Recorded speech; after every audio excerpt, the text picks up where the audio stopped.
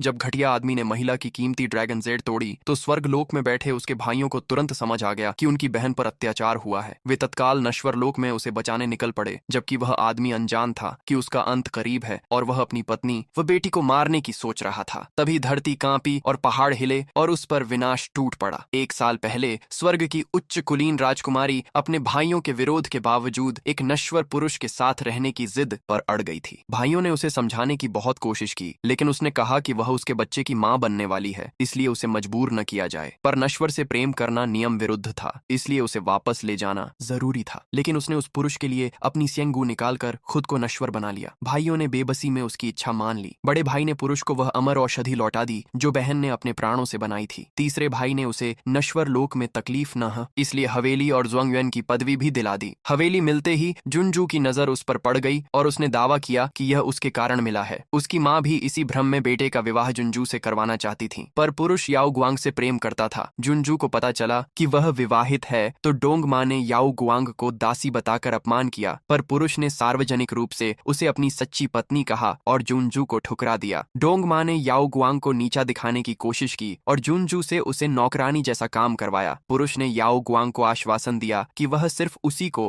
मानेगा। याओ गुआंग ने उसे भाई द्वारा दी गई चांगशेंगदन भेंट की, जिसे जुनजू ने तुच्छ बताकर उसका मजाक उड़ाया। सम्राट द्वारा भेजे दुर्यन को जुनजू ने हथियारों का डिब्बा कह दिया, जिससे सब हंस पड़े, पर डोंग मां फिर भी जुनजू का पक्ष लेती रही। जब पुरुष ने मां को रोका तो उसने धमकी दी कि अगर याओ गुआंग नहीं हटी तो वह बेटे से रिश्ता तोड़ देगी। जाते समय उसने याओ गुआंग की दी औषधि कुत्ते को फेंक दी। पुरुष ने कहा कि वह प्यार के लिए सब छोड़ देगा, पर आखिरकार वह मां के पीछे भाग गया। जुनजू उसे राजधानी ले गई, जहां चमक दमक ने उसे बदल दिया। वह जाए शंग बनने के लिए जुनजू के साथ रहने लगा। 7 साल बाद धन्यवाद भोज में जुनजू ने याओ गुआंग का अपमान किया। पुरुष ने घोषणा की कि सम्राट जुनजू को उसकी पत्नी बनाएंगे और उसके जीवन की सारी उपलब्धियां उसी की देन है। याओ गुआंग ने पूछा, तो मैं क्या हूँ? उसने सबके सामने कहा, 7 साल पहले तुमने मुझे बहकाया था, इसलिए आज मैं सार्वजनिक रूप से तुम्हें त्यागता हूँ।